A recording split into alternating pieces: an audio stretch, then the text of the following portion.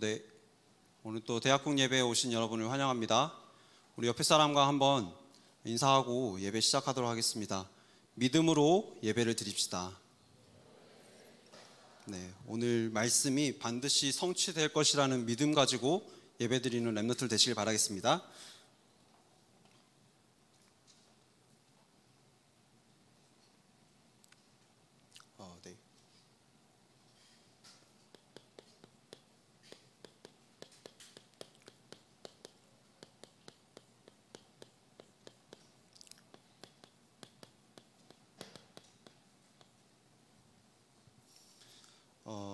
오늘 예배가 우리 인생의 최고의 예배가 되어야 됩니다.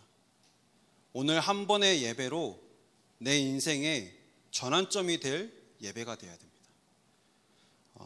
왜 자꾸 예배 성공, 인생 성공이다 라고 말하느냐? 예배 안에 모든 축복이 다 들어있기 때문에 그래요. 예배 드릴 때에 우리의 신분과 권세가 회복되는 시간입니다.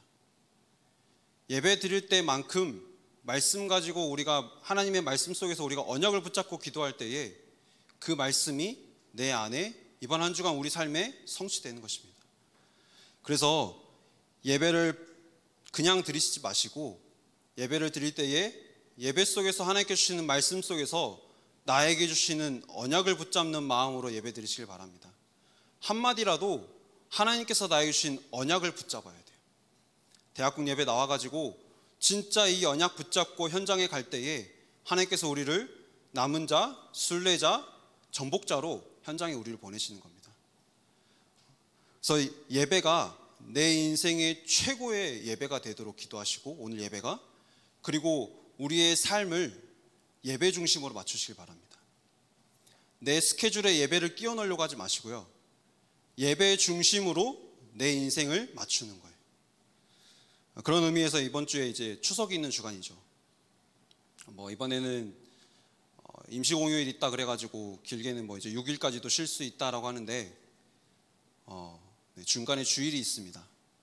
네, 예배 드리시길 바라겠습니다.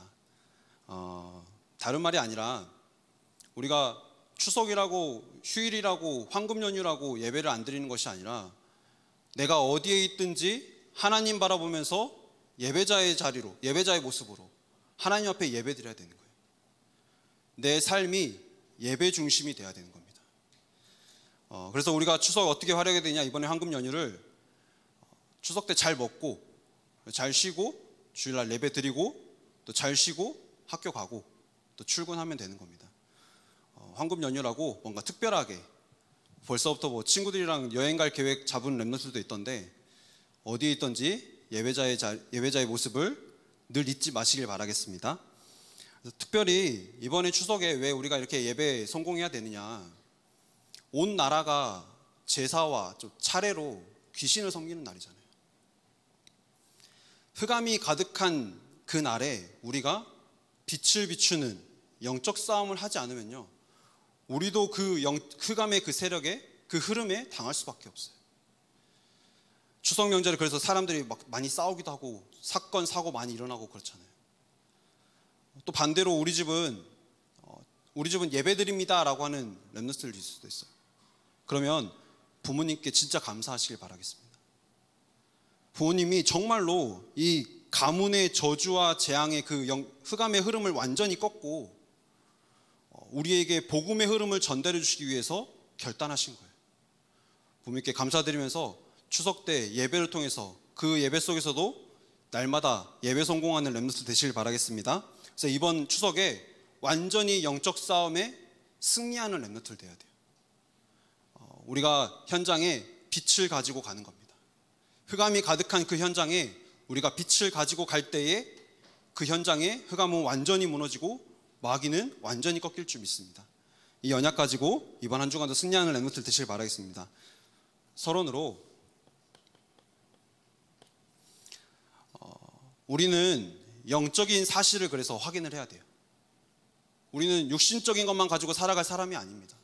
우리는 영적인 사람이에요. 그렇다면 영적으로 내가 누구인지를 정확하게 알아야 돼요. 그래야지 내가 누구인지를 알고 내가 뭘 해야 될지를 그때 알게 되는 거예요. 우리는 누구냐면요, 첫 번째로 남은 자입니다. 그냥 남아있는 게 아니라 하나님의 놀라우신 그 은혜로 우리는 남은 자라는 사실이에요. 이게 어떤 은혜냐면 우리가 예수가 그리스도라는 사실이 믿어지는 게 우리 인생의 최고의 은혜예요. 우리가 그 어떤 은혜보다 가장 중요한 게 뭐냐? 내가 예수 그리스도께서 내 인생에, 우리 가정에, 우리 가문에 모든 문제 해결자라는 사실이 실제로 믿어지는 게 우리에게 최고의 은혜예요. 인간이 창세기 1장 27절 28절에 원래 하나님의 형상대로 지음 받았는데 창세기 3장 마귀에게 속아서 이걸 다 빼앗겼잖아요. 잃어버렸잖아요. 그래서 내가 누구인지, 원래 내가 어떤 모습인지 모르고 살아가요. 그렇게 살면 뭐 괜찮겠다라고 하겠지만 마귀에게 잡혀있는지도 모르니까 나 중심으로 살아가게 돼요.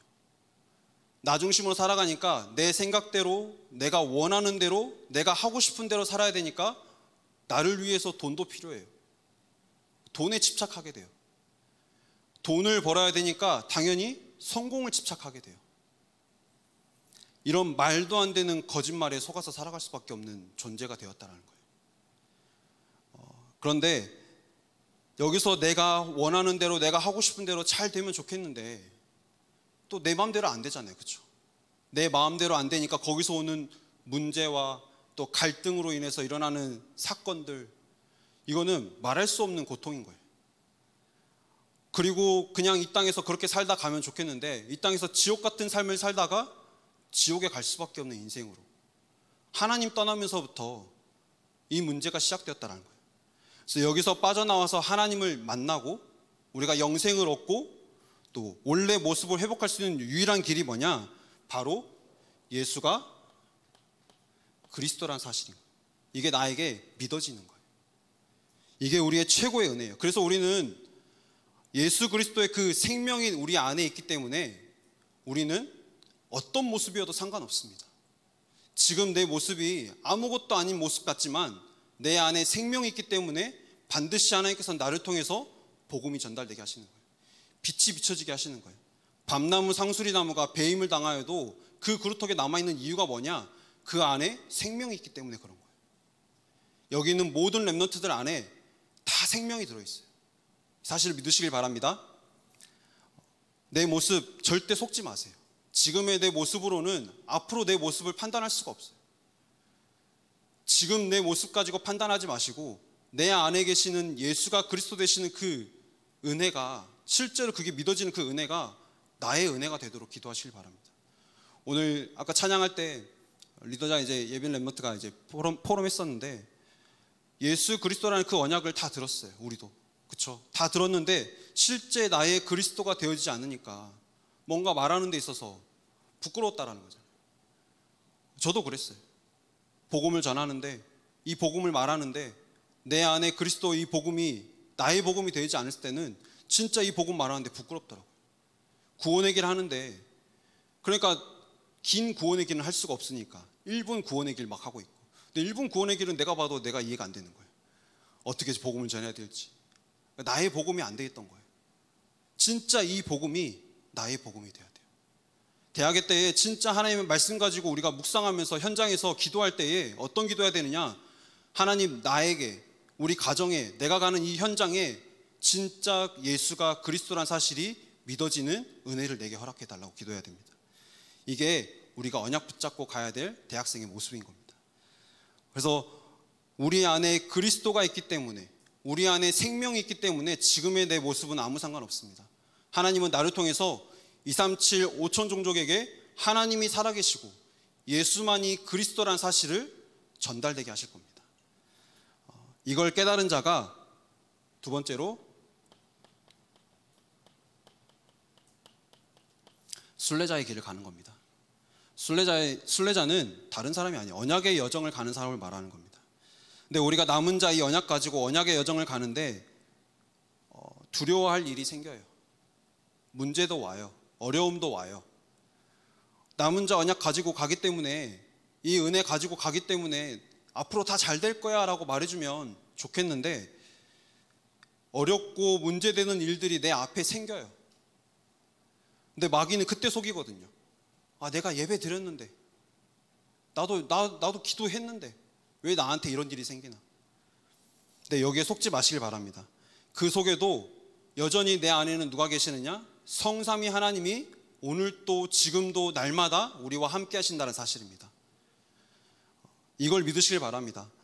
진짜 우리에게, 그래서 문제 속에서 진짜 문제가 무엇인지를 깨닫게 하시는 거예요.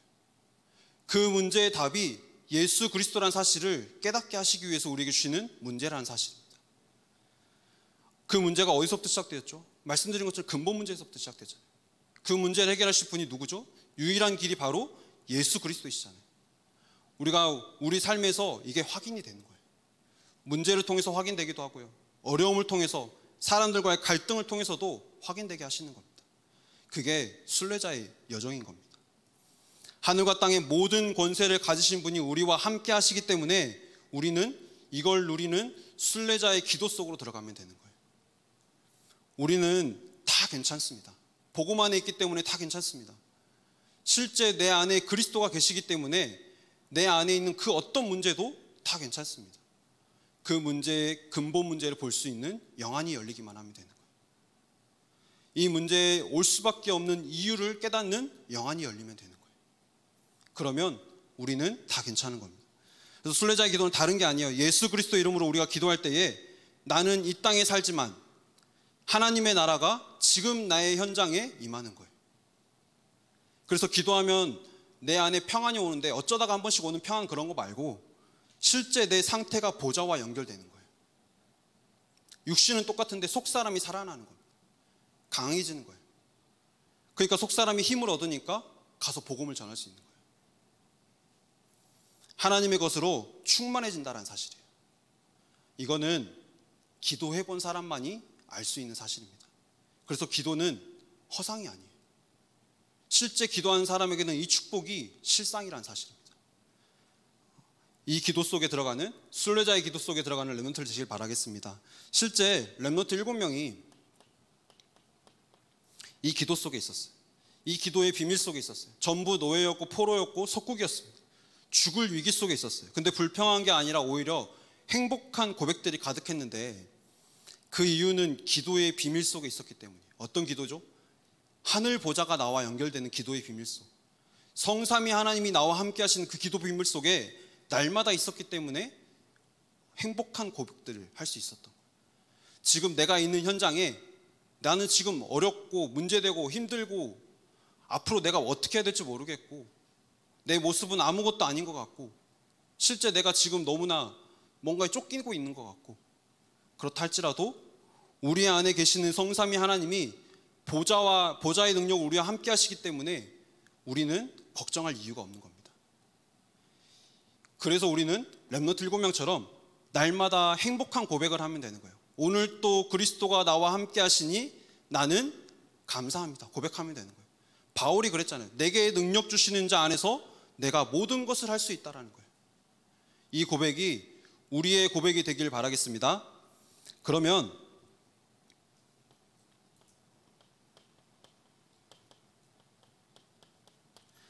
정복자의 길을 가게 됩니다. 뭔가 대단한 내가 뭐 특별해가지고 정복하는 게 아니라 정복자의 축복은 말씀드린 것처럼 창세기 1장 27절 28절 빼앗겼던 것, 잃어버렸던 것 회복하는 게 정복하는 겁니다. 거짓의 아비에게 속아서 다 빼앗긴 그것들, 우리가 말씀을 가지고 날마다 순례자의 길을 걸어가는데 그 길 속에서 우리는 우리가 빼앗겼던 모든 축복들을 다 빼앗아 오는 거예요. 다 회복하는 거예요. 어떻게 회복하느냐? 에베소서 6장 12절 말씀입니다. 세상 어둠의 세상 주관자들과 하늘에 있는 악의 영들, 마귀와의 영적 싸우면 되는 거예요. 지금 우리가 살고 있는 세상, 마귀에게 완전히 속아서 영적인 사실을 하나도 모른 채 눈에 보이는 것만 쫓아가도록 다 세팅되어 있어요. 우리가 영적인 사실을 들었고 알고 있기 때문에 이게 육신적인 거다라는 걸 알지만 사람들은, 복음 모르는 사람들은 전부 다 그렇게 살아갈 수밖에 없게 만들어져 있어요. 그렇게 살아가는 게 그리고 당연한 것처럼 되어 있어요. 그렇게 마귀가, 세상의 어둠 주관자가 흑암으로 가득 뒤덮고 있다는 사실입니다. 흑암으로 뒤덮었다는 사실이 뭔가 막 어둡고 막 침침하고 이런 게 아니라 마귀가 이렇게 나 중심으로 살아가도록, 육신 중심으로 살아가도록, 성공 중심으로 살아가도록 세팅해 놓은 게 흑암이 가득한 세상인 겁니다. 이번 명절 우리가 이 복음 가지고 현장에 가는 겁니다. 가서 막 뭔가 막 정복해야겠다, 내가 이 가정 가문의 이 흑암을 정복해야겠다라고 해가지고 막 누구 붙잡고 복음 전하는 그게 빛을 비추는 게 아니라 우리는 이 언약 가지고 우리의 정체성을 확인하면서 내가 있는 곳에서 계속 기도하고 있으면 되는 거예요. 하나님과 통하는 기도를 날마다 드리고 있으면 되는 거예요. 그러면 그 현장에 빛이 비춰집니다. 빛이 비춰지면 흑암은 당연히 꺾일 수밖에 없어요. 흑암 세력은 완전히 꺾일 수밖에 없어요. 그게 우리의 영적 싸움인 겁니다. 우리의 영적 싸움은 기억하는 싸움입니다. 내가 누구인지, 나에게 어떤 생명이 들어있는지 기억하는 겁니다. 이번 명절 또 앞으로 우리가 이 정복자의 길을 걸어가는 렘넌트들 되시길 바라겠습니다. 그래서 우리는 예수가 그리스도라는 사실을 믿는 남은 자라는 사실입니다. 기억하시길 바랍니다. 하나님이 함께 하시는 기도의 비밀 속에서 날마다 순례자의 길을 걸어가면 되는 거예요. 우리의 인생은 현장의 흑암이 완전히 꺾이게 하는 정복자의 인생으로 우리를 인도해 가실 줄 믿으시길 바라겠습니다. 본론으로 그러면 확인하겠습니다.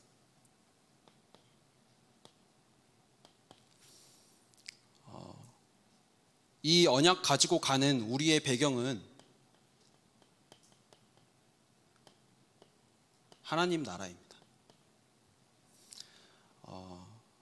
우리의 배경은 다른 배경이 아니라 하나님 나라예요. 남은 자로 갈 때 우리가 어떤 배경으로 가야 되느냐?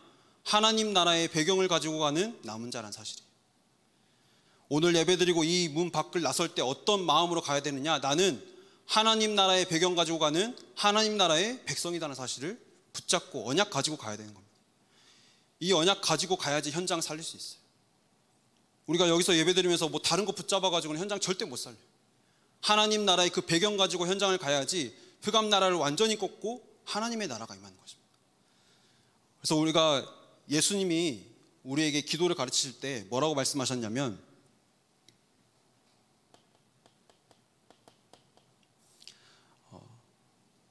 하나님 나라가 임하도록 기도하라라고 말씀하셨어요. 또 마태복음 6장 33절에도 보면 너희는 먼저 그의 나라와 그의 의를 구하라 라고 말씀하신 겁니다. 그러면 너희에게 모든 것을 더하여 주시리라 라고 말씀하셨어요. 우리가 가지고 가야 될 배경은 하나님 나라의 배경이고 하나님 나라의 배경을 우리도 날마다 누리는 기도 속에 있을 때 하나님은 우리의 삶이 복음 전하는 빛을 비추는 전도자의 삶으로 우리를 만들어 가신다는 사실입니다. 두 번째로 우리의 배경은 어떤 배경이냐? 마태복음 10장 7절에 천국 배경입니다. 예수님이 제자들을 내보내시면서 천국이 가까이 왔다라고 말하라고 보내셨습니다. 그 천국이 뭔가 저 멀리 있는 천국이 아니라 실제 이 천국이 우리에게 임했다는 사실이에요. 우리에게 임했다는 거 어떻게 알 수 있느냐? 우리가 예수가 그리스도란 사실을 믿을 때 우리에게 이미 천국이 임한 겁니다. 여기 있는 모든 렘넌트들 안에 천국이 임한 줄 믿습니다. 죽어서만 가는 게 천국이 아니에요. 지금 내가 천국 같은 삶을 누리다가 이 천국을 전하다가 이 천국에 우리가 가는 겁니다. 그래서 예수님이 이거에 대해서 40일 동안 설명하신 겁니다. 하나님 나라에 관해서 그 일에 관해서 40일 동안 중요하니까 잊지 말라고 40일 동안 설명하신 거예요. 우리가 이 언약 가지고 40일 동안 하나님께서 주신 그 언약, 정말 중요한 그 언약, 하나님 나라의 그 배경 가지고 우리가 현장 가야 되는 겁니다. 그래서 바울이 이거 가지고 사도행전 19장 8절에 회당에서 석 달 동안 하나님 나라에 관해서 강론하고 권면했던 겁니다. 뭘 설명하고 뭘 권면했느냐? 하나님 나라에 관해서 우리가 하나님 나라의 배경을 가지고 그 배경 가지고 살아야 된다라고 말한 거예요. 석 달 동안. 바울이 세상 나라의 배경으로는 대단했잖아요. 그걸로는 그런데 구원 못 받았어요. 부와 명예를 가지고 훌륭한 교육을 받았고 또 율법으로는 최고였고 바리새인 중에 바리새인이었고 그렇지만 그걸로는 자기의 상처 하나 뛰어넘지를 못했어요. 유대인이라는 자부심이 엄청나니까 기독교인들이 예수를 말하니까 그거 보면서 치가 떨린 거예요. 자기는 율법을 지키면 그게 구원이라고 생각했는데, 그게 의라고 생각했는데 기독교인들은 예수 그리스도 그 의를 말하는 거예요. 그러니까는 치가 떨리는 거예요. 자기가 배운 걸로는 이해가 안 되니까. 또 바울은 흠이 없는 자라고 했고요, 생각으로도 죄를 지어본 적이 없다라고 말했어요. 그게 의인 줄 알았던 바울이 예수가 그리스도라는, 예수가 복음이라고 말하는 기독교인들을 보니까 그걸 참지를 못하고 스데반이 죽을 때 자기가 증인으로 서게 되잖아요. 그랬던 바울이 예수님을 만나고 그리스도라는 사실을 믿게 되고 하나님 나라의 배경을 가지고 현장에 가니까 로마 복음화까지 이루어지는 응답이 바울에게 임한 겁니다. 그래서 하나님 나라가 우리 남은 자의 배경이라는 사실입니다. 우리를 남은 자로 부르셨는데 우리는 어떤 배경을 가지고 현장에 가느냐? 나의 배경, 내 조그마한 학교 배경 이런 거 가지고 가는 게 아니에요. 하나님 나라의 배경을 가지고 현장에 가는 겁니다. 그러면 우리 인생을 로마 복음화, 세계 복음화하는 인생으로 만들어 가실 줄 믿으시길 바랍니다. 이 배경 가지고 지금 우리의 현 주소는 어디 아니냐? 그리스도 안입니다.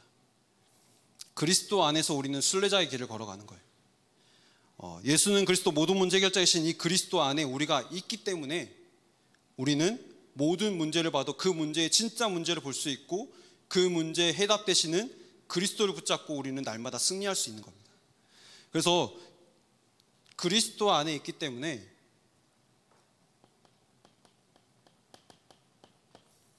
우리는 날마다 기뻐할 수 있는 겁니다. 노예되고 포로되고 속국됐는데도 답을 가졌기 때문에 행복한 고백을 할 수 있었어요.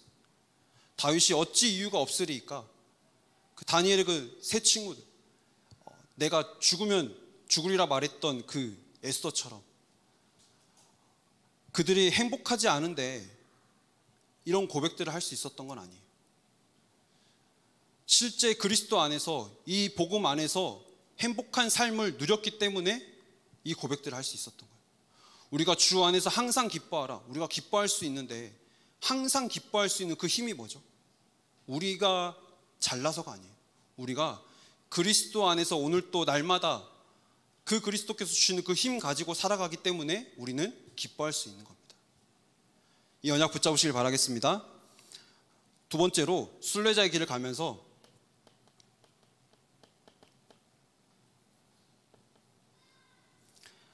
하나님 나라의 배경을 누리는 기도를 드릴 때에 우리 예수 안에서 우리의 마음과 생각을 지키신다라고 말씀하셨어요.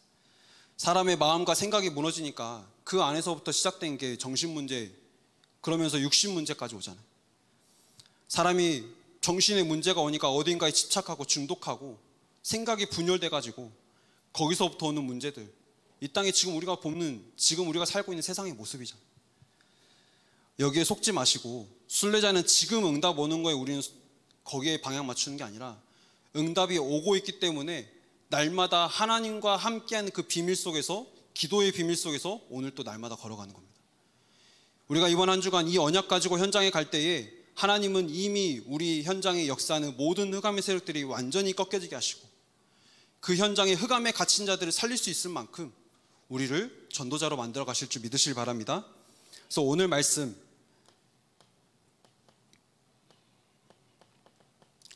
빌립보 4장 13절에 바울이 있었던 현 주소는 로마 감옥이었습니다. 근데 영적인 현 주소는 감옥이 아니었어요.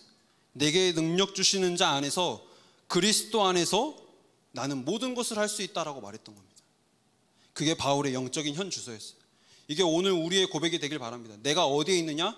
오늘 나는 지금 나의 모습은 아무것도 아닌 것 같지만 나는 내게 능력 주시는 그리스도 안에서 오늘 또 나는 하나님의 자녀다는 사실을 잊지 마시길 바라겠습니다. 이 언약 가지고 현장 가야지 우리가 현장을 살릴 수 있어요.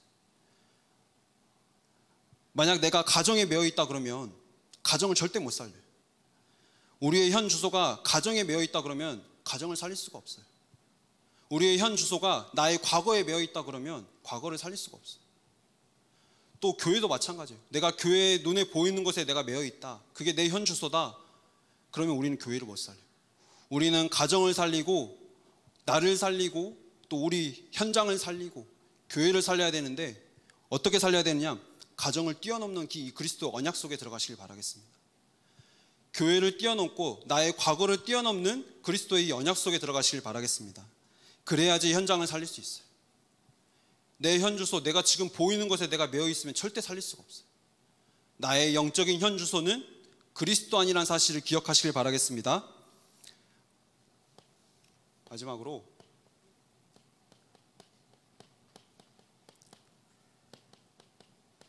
이 언약의 성취입니다. 남은 자의 언약을 가지고 순례자의 길을 걸어가는 우리의 인생을 하나님께서는 결국에는 정복자의 길을 걸어가게 하시는 겁니다.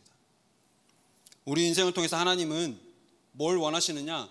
하나님의 말씀이 실제로 성취된다는 것을 내가 있는 현장에 보여주기를 원하시는 거예요. 바울의 인생을 통해서 하나님은 로마가 복음화되게 하셨습니다. 로마도 보아야 하리라는 그 언약을 붙잡은 바울에게 네가 가이사 앞에 서야 하리라고 말씀하셨잖아요. 그리고 로마 복음화까지. 이 언약의 성취를 함께 볼 텐데요. 사도행전 19장에 보면 복음 모르는 사람이 황제가 되어서 제국주의 정책으로 온 주변의 나라들을 전쟁으로 노예되게 하고 포로되게 하고 속국되게 해서 우상문화, 귀신문화로 완전히 장악하고 있는 그 현장을 하나님은 바울에게 보여주셨습니다. 그래서 바울이 뭐라고 고백했느냐? 언약을 붙잡은 거예요. 로마도 보아야 하리라. 언약을 붙잡은 겁니다. 지금 하반기 정교인 전도 캠프를 두고 대학국에서도 지역별로 이 캠프를 준비하고 기도하고 있는데, 저도 기도가 돼요.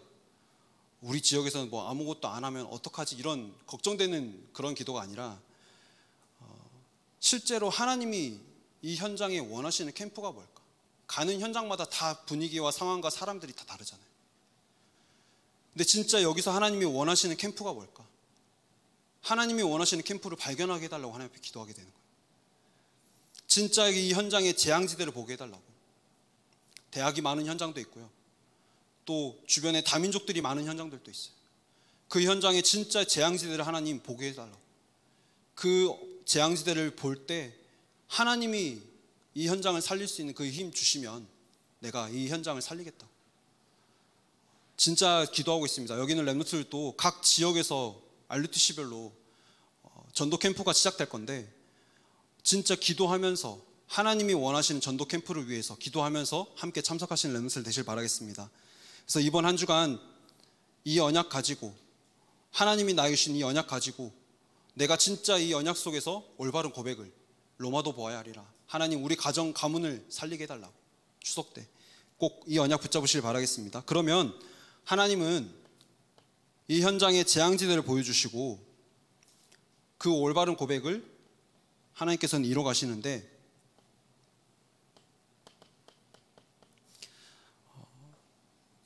내가 있는 현장에서 우리가 순례자 기도를 24, 하나님과 소통되는 그 기도 속에 있으면 하나님은 반드시 우리의 기도를 듣고 응답하십니다. 하나님이 원하시는 기도잖아요. 하나님이 애통한 그 현장에 우리가 방향을 맞추니까 하나님이 원하시는 기도잖아요. 하나님이 반드시 그 기도를 들으시고 응답하시는 겁니다. 그래서 이제 로마로 가는데,